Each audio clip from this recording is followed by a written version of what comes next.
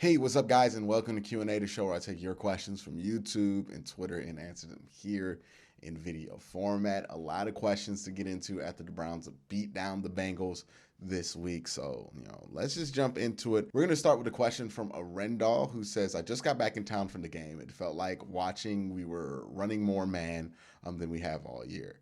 Do you think we will see more of that, and is my assumption correct? I haven't gotten to see the tape, just me in person and the highlight view, so I could be wrong. I think you're right that they ran more man. I don't know how much more man that they ran, right? But they definitely ran more than they did in like LA, right? I think they've been gradually running more man out there the last 3 weeks, and it so coincides with 3 weeks of good defensive performances. Still some issues on third down, but hopefully those things get fixed once JOK comes back, because a lot of that is just exploiting mismatches and being able to take on the underneath linebacker. And also, what was interesting about the man coverage is I think that might be part of their fix for that deep safety, deep wide receiver issue, right? Where they were just losing Mike Williams and losing DeAndre Hopkins. I think their solution to that is, if there is a Jamar Chase, pick a corner on each side of the field, and that corner is going to have the responsibility just be Jamar Chase. You're not going to be expecting help. You're not going to be expecting anything else. Just cover Jamar Chase, so you don't get this dude lost in coverage, so you don't have all of these blown, busted coverages like you have had in the previous weeks. So I think that's an adjustment that Joe Woods made. I think it's a great adjustment because it's worked the last 3 weeks. And, stopping number one receivers has been an issue, not because they haven't been able to cover them, but simply because they just lose them in the zone all the time. So smart adjustment that they made there. The next question comes from Nick Skelly, who says, do we cut Austin Hooper after this year with the rise of the other tight ends? Yeah, Austin Hooper's becoming real hard to justify here. Now, Odell clearly coming off the books after this year. He's already not on the team.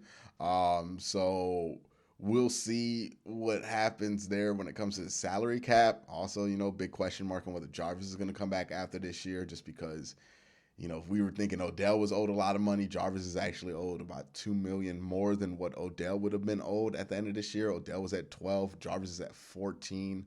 And all of Jarvis's money can be cut after this year for no cap hit, if they choose to do it. So, the math wouldn't favor Jarvis Landry staying on his team. And also the math doesn't favor Austin Hooper, as his deal is kind of in that similar way. And look, he didn't get that many touches or snaps this week, and he was healthy. David Njoku got more touches, more targets than him.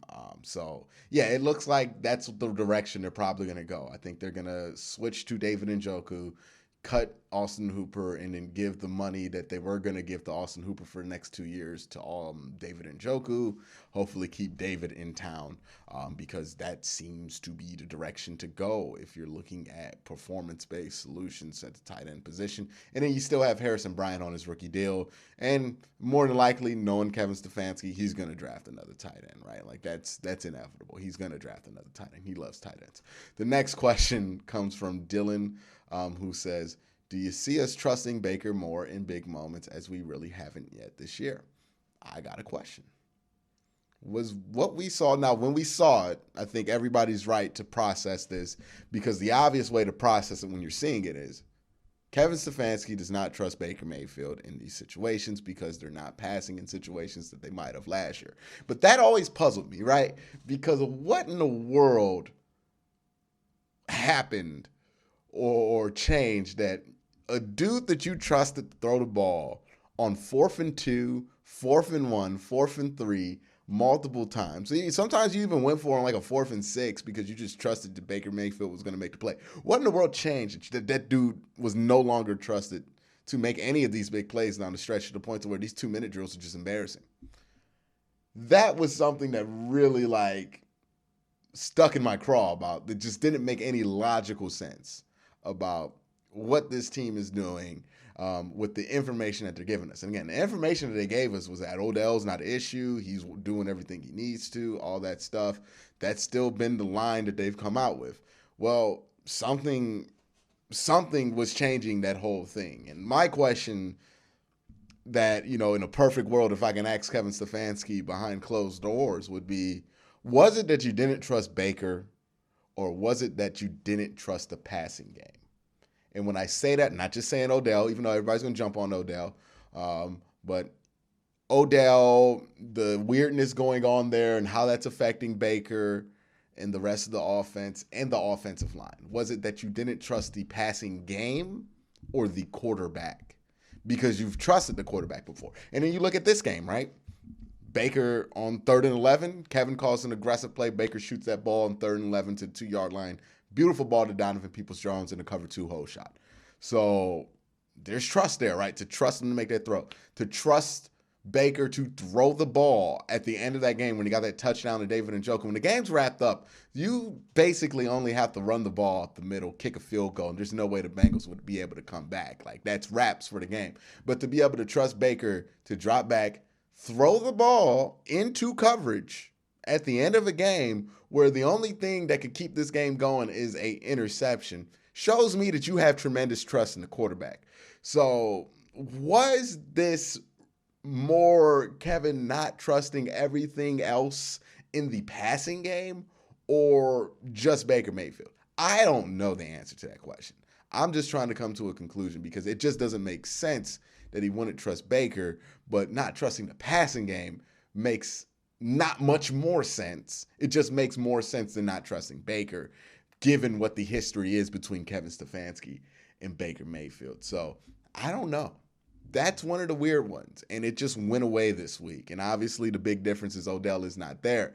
And if he was making that big of a difference, right, if that is the difference that he was making so big that you could not trust the passing game, why in the world did it take 8 weeks and Instagram video in order for you to cut him? So that's also what makes it hard for me to believe that it's just Odell not being on the team that has made that stark of a difference when it came to everything that we saw. Just because if it were that obvious, you would have gotten rid of this dude in training camp or maybe like 4 weeks into the season. It wouldn't have taken his team forcing his way out for this to happen. And if it did, you got to ask the coaching staff some questions at that point, right? But that is weird. There's a lot of variables in this whole Odell situation that, there's a lot of people giving you real simple answers and solutions on what this is after 1 week. And I just think it would be very important for Browns fans not to stay tuned and locked into the Odell stuff just because you don't need to follow what Odell's doing anymore. We don't need to talk about what Odell's doing, but follow what the Browns are doing as far as the passing game and everything else goes, because man, there are some questions to be asked about the differences between this and why, if the difference was this stark and known to be this stark, why it would have taken so long to make the switch ultimately, to the point to where you really didn't make the decision. They made the decision for you. We'll find out as the season goes on, but there is a difference in comfort for Baker Mayfield in that game. There was a difference in anticipatory throws, accuracy, things that don't really make sense to blame on an outside player other than Baker Mayfield that just made a instantaneous switch there. So I don't know. I think there's a lot more to be figured out about this. I think eventually one day somebody's going to write a book and then we'll finally figure it out. But there's a lot more questions than answers than I have right now. Alex Rodriguez asks, what is the one thing I am most worried about versus the Patriots? How the Patriots disguise their defense, and if that's going to be something that's going to give Baker Mayfield issue. And also, is that going to be something that's going to affect Baker Mayfield's ability to fire the ball off with confidence, right? We have seen Baker Mayfield when he's not confident where everything's going to be in his pre-snap read, where he hesitates, that gets the offense into trouble, right? That's part of the reason why a lot of people were happy Odell got out of here, is because they feel like that makes Baker more confident in where everything's going to be. Well, the Patriots specialize in making sure that you can't be confident in where everything's going to be. they're going to try to confuse you. And we've seen this with or without Odell versus the Ravens. This has been something that's confused and hurt Baker Mayfield in the past and fooled him into some interceptions. Same thing with the Patriots the year before in 2019, right? Now, that was a whole different bag of tricks and worms there. Freddie Kitchens, I get all that. But, it is something to be looked at when it comes to that aspect of it. But yeah, the Patriots and how they disguise their defenses and how they let Jamie Collins kind of free roam around there, those are all interesting things to look at. And I think they're going to be things that are going to keep me up at night when I look at the tape about how that game's going to go up. The next question comes from Kenny Anderson, who says, why is there a lack of snaps for Rashard Higgins? Also, any theory on why guys like Jordan Elliott are getting snaps over Tommy Togiai? I think the unfortunate truth to that question is that Jordan Elliott at this point is better than Tommy Togiai. That does not mean that Jordan Elliott's good. It just means he's better than Tommy Togiai. Tommy Togiai, clearly, from what the coaches have deemed, not ready to play, because if they can get better defensive tackle play in there than Jordan Elliott, they would do it, right? They're putting Sheldon Day out there with Jordan Elliott. If they felt like there was a better player for that role on this team, whether it be Andrew Billings, who does not get out there as much as Jordan Elliott, or Tommy Togiai, they would put him out there. And the proof is Malik McDowell starts on this team, and he was not a draft pick. He was a flyer in rookie camp. So they're going to put the best player out there. That is how that defense operates. It's how Joe Woods sets the depth charts up. So, if Tommy Togiai was any good, he would be out there, but he's not better than Jordan Elliott right now, or at least not doing what he's asked to do better than Jordan Elliott in practice, so he's not playing right now. They have deemed him not ready. As far as Rashard Higgins and lack of snaps for Rashard Higgins, hey, I like Rashard Higgins. I love that, he has that celebration. Everybody in the stadium gets excited about it, but Rashard Higgins is not somebody that you care about how many snaps they get. Rashard Higgins gets what he gets in this offense, and some weeks he's going to get a lot, some weeks he's not. But we're not doing the Odell thing for Rashard Higgins, because at the end of the day, we like Rashard Higgins. Rashard Higgins is a really nice player, but Rashard Higgins is like the 4th or 5th wide receiver on the team. So he does not get any priority. The next question comes from Anthony D, who says, is there really any point in having a number one type wide receiver, since the Browns don't really distribute the ball to tight ends and running backs more often than most teams? So since the Browns distribute the ball to running backs and tight ends, is there any point in having a number one wide receiver? I would still say, yeah. You got to get the right number one wide receiver, but that fits your system and is willing to defer to that system, if that was really the problem with Odell. But you want that guy at the wide receiving core. You want somebody to depend on, right? Because if the offense is chugging and moving along, that's great. But I go to basketball a lot, but I think basketball is like the simplest sport for an analogy if you understand the basic fundamentals of it. It's kind of like in basketball, right? You can have a great team, right? Like the Atlanta Hawks in 2016, or, like every once in a while there comes a basketball team that like does not have a star player, but they play so well as a team. And what happens to that team every year in the playoffs? They get smoked. They get trounced, eliminated, dunks thrown out there like the Nuggets and the Jazz. They never go anywhere, because ultimately in the playoffs, you need star players to make star plays. Now, wide receiver, it's debatable how often star wide receivers make plays, even though there are some very famous star wide receivers who have made very big plays in the Super Bowl. I mean, Plaxico Burress is one. Santonio Holmes is another one. Like there's a plethora. Jerry Rice, Michael Irvin. I get it thrown around a lot that like star wide receivers never win Super Bowls.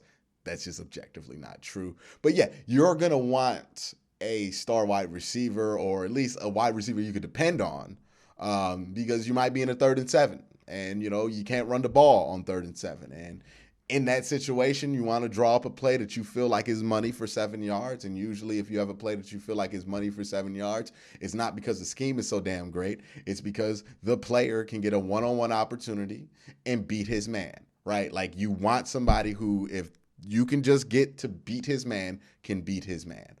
We have seen this become an issue when we play teams like the Ravens, who have had 2 great corners. Now, the Ravens don't have Marcus Peters this year, so it might not be an issue.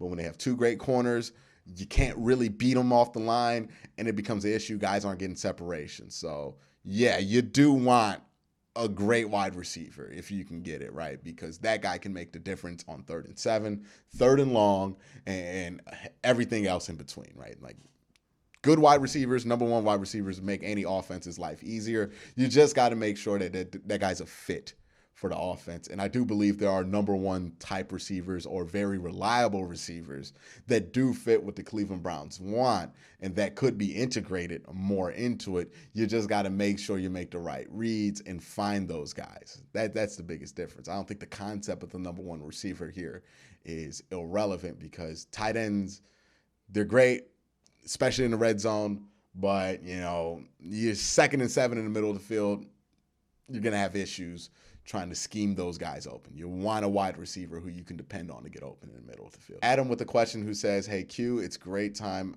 every time we pound the Bengals. I believe Stefanski wasn't scheming Odell open because he didn't know if he was committed to the team. Do you agree? Also, I believe Baker has to be able to play big this week against the Pats, tend to stop the run well. Is this his opportunity for a signature game? Every week's an opportunity for Baker to have a signature game, because outside of the Lions, these are all tough games. So every week, man, his real opportunity for a signature game is the Sunday night game against the Ravens, because that's going to be a national TV game. Nothing you do at 1 o'clock is going to make big national waves for the most part.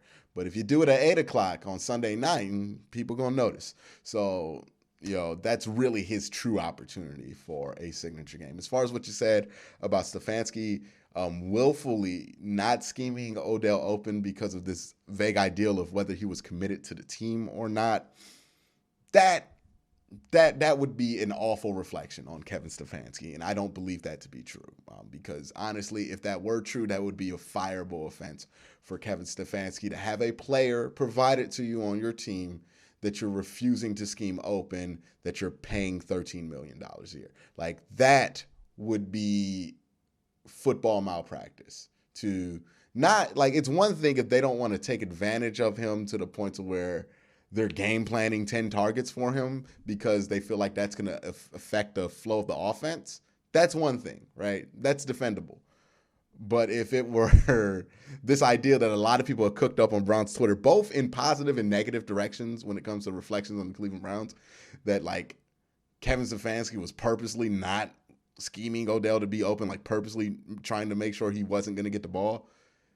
If that's the case, then that would be a fireable offense. That's some Freddie Kitchens, Todd Monken garbage going on right there. And I just don't believe Kevin Stefanski and Alex Van Pelt, while they have not been the greatest this year, they aren't dysfunctional. That would be dysfunctional if that were the case. So no, I don't think that's the case. I think what happened with Odell was he just wasn't a fit in what the Browns asked him to do. He was traded for by a different regime for a different offense, but you inherit Odell, and you see why you think that could work, right? With Baker and Odell. Baker has a strong arm. Odell is a really crisp route runner, or was at least known in his New York days for being a disciplined route runner for the most part. He didn't really freelance that much in New York. That's something that happened later on in his Cleveland run. But, you know, I can see why they could have thought that would work, and it just didn't. I think that's the likely scenario, right? Sometimes the conspiracy and the complicated answer is just not the plausible one. And for this answer to be true, you would have to believe that Kevin Stefanski is woefully and maliciously incompetent. And I just don't believe that to be the case about Kevin Stefanski. The next question is from Sean, who says, Joe Woods is known for playing soft coverage. Many Browns fans hate that about him. The Patriots are looking like a dink and dunk downfield type of team. Are you concerned on how the defense will look Sunday? Consistency is key. We just have to see that with the Browns. Well, I mean, Joe Woods has adjusted, right? Like, Joe Woods has adjusted to what he has played. You know, the Denver Broncos were a dink and dunk type team, and Joe Woods did a really good job against them. You know, this is a similar type challenge. I think the offenses that have obviously given Joe Woods issues are the offenses that can push the ball down with ferocity and velocity. That is not the Patriots. Mac Jones can push the ball downfield like Joe Burrow can, but it's not with that same velocity and ferocity that those other two teams have. Those are the teams that give Joe Woods defenses issues. I think a team like the Patriots is well within, I don't want to say the wheelhouse, but in a coverable range for Joe Woods and his defense. I think they're in a good spot, especially they can get somebody like JOK back. I think they're in a good position. Next question comes from Dylan, who says, what do you think of Greg Newsom's ceiling? He's been a playmaker for us as a rookie and seems to get overshadowed by our abundance of defensive talent. Thoughts? Love the show, Q. Greg Newsom's really good. I really like Greg Newsom. Now, he doesn't have like the ridiculous ceiling of a Denzel Ward, because Denzel Ward's athleticism is just off the charts, right? Denzel runs like a 4.38 and he jumps really high and he's super twitchy and he's super fast. Greg Newsom is a lot like Joe Hayden. He has good ups. He's a very smart zone corner and a very physical man corner, but he's not the fastest guy in the world, but he's fast enough that it doesn't become an issue because of his technique. So I don't know if Greg Newsom is going to be a better player or have a higher ceiling than a Denzel Ward, but I do have more faith that Greg Newsom could become a more dependable player and reliable and, consistent player than Denzel Ward, while providing, if not as high, similar level of play, if that makes sense. But that's it for this week's Q&A. Again, guys, thank you for asking these questions. Please have a great day and have a good night.